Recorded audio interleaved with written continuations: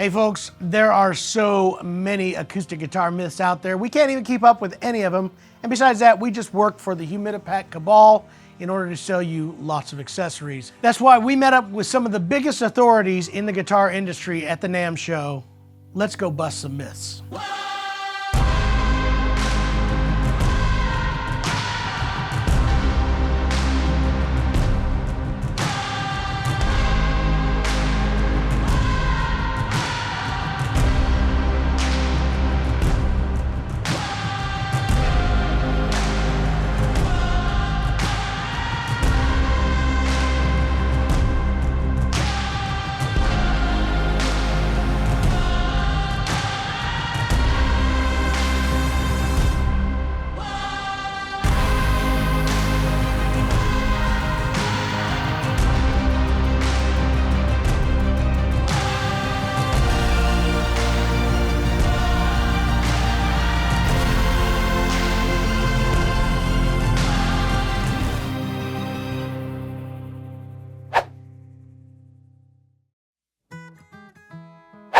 Well, it depends. With technology and with like extra know-how which is there in the world among luthiers, they definitely should be potential to build them better than before. So I believe that there are guitars which are 100% built better than in 1930s. Yeah, I mean, I think in a lot of ways they are. I mean, their construction is cleaner. There's a lot of, good technology that they didn't have in the 1930s. We certainly use tools and equipment and, science and all sorts of stuff that they didn't have back then. I think some guitars, yes, are made better than back then, but not all guitars. Yeah. Not all guitars are built the same. I'm 100% sure then yes. Some guitars are better built than the ones in the 30s. I know that's kind of an ambiguous answer, but it's really, it's most truthful. Yeah, I'd say 70% better, 30% not better. So much has changed. I can't answer that question because I love the guitars from the 30s because there was less technology and more handwork, and I respect that. Are they better built? Yeah, because we've learned over the last 80, 90 years.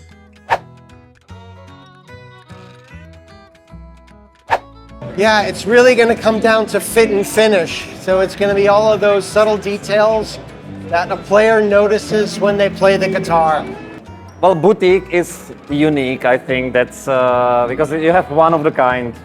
I'm right back to that human element, I think. The more hands that are involved with building a guitar, the better.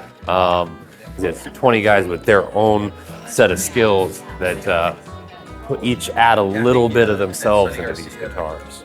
Well, there's a lot of differences. Comparing to mass production guitars, the advantage boutique guitars have is that we have enough volume to make some conclusions about it, but enough time. Also enough time to take a really good care of all of the guitar we're building. At least in my mind, I think that a boutique guitar is built in the supervision of a luthier, of a Shoppe luthier. The guitars are still treated individually.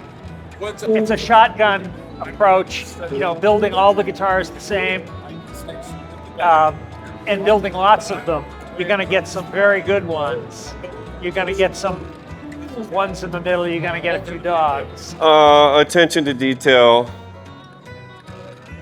craftsmanship. They're built slower and more methodically.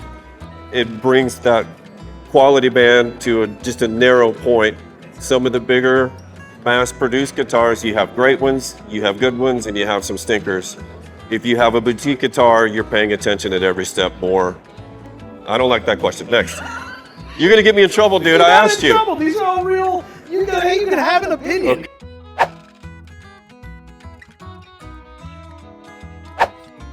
Do guitars you ship to dealers need a setup before reaching the customer? No, that's our job. No.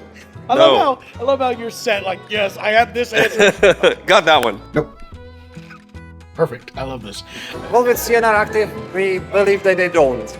But it's a new innovation. So we do check guitars before we ship them out. sometimes they need setup, sometimes they don't. So yeah, well, it depends. So we have very set specs for our guitars and how they should ship out to every dealer. Now, granted, customers may want a different setup than we have, so in that case, they would need their own setups. But every one of our guitars, and that includes Breedlove Bedell and for Breedlove US and the import side, all of them should be going out with the exact same specs to all of our dealers. We really do strive to make that happen. We set up every instrument that goes through our warehouse. They're looked over in and out to ensure that our dealers really get the best quality guitar, best playable guitar that they can. There's an objective and a subjective component of setup, right? I mean, there are certain things that you have to do to make a guitar playable by anyone.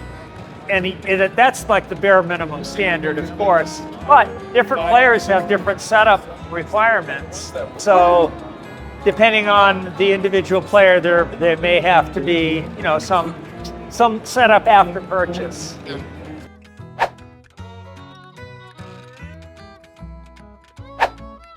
Can I just go broad? Yeah. Spruce. I was gonna say it. Like, this is the first time I'm looking at these questions too. Yeah. My answer would have been spruce. Good. Well, the whole spruce family, just because of the history of it, is what most people are going to say is the most important Tonewood.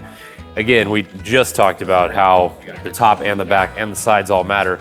I will say and admit that the top does outweigh the others. So in terms of the most important Tonewood, what people should be thinking about in terms of sustainability especially is let's make sure we sustainably harvest the spruce that we have left, because you know you can regrow this stuff. It takes a while for a tree to get big enough that you can get some guitar plates out of there. So let's make sure we're sustainably harvesting all that stuff and being careful with the wood that we have. I mean, I think Martin got it right back in the day. I mean, Adirondack tops, mahogany back and sides, Brazilian rosewood back and sides. Those are still my favorites.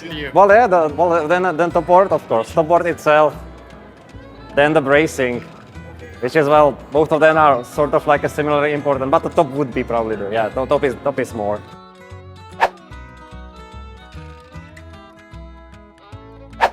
Bill stick a screwdriver in the back of a guitar I was trying to set where the backstrip was off, and I was struggling to fix the set as a young guy, which means I have to slam the neck over, tilt it, and it frazzled me, and I went to lunch to kind of think my way through it, and Bill had walked by my bench and found it and just stabbed the crap out of it with the Phillips head screwdriver and kicked it around. And I bet you weren't happy that day. oh, I was so scared. We built a custom guitar not too long ago for someone, and you know it's custom. He did his own wood selections, his own inlay, and did all this fun stuff for him, and he got it and he loved it. But when he was accidentally going down to put it on the stand, I don't know exactly how it happened, but he put a huge hole in the back of the guitar. Wow. Yeah, had to send it back. Now we rebuilt it for him. We didn't want him to feel like everything was lost after that, but that was certainly a bad one. I mean, it was almost brand new, and all of a sudden a huge hole, and you can't do anything with that. You have to start from scratch and do it all over again. But that's what we did. We recently got a question back from one of our end users, and they asked that if a guitar was under warranty, if there was a knife hole that their girlfriend had stabbed through their guitar. I'll tell you the story. One of Brian Sutton's Banjo Killer was destroyed in the Nashville flood. It was one of those guitars that was in the what was the name? Soundcheck, which is the musician's storage place, and it sat underwater, and all of the glue joints dissolved. Oh my god, we had one that became like a big balloon. I don't know what happened. It was a jumbo guitar, and it was so wet. It's like somebody threw it out on the river or something like that. It came back. It was ridiculous. And they wanted you to fix it? Yeah, but I did it. Honestly. Forget about it. Forget about it. I love it. All right.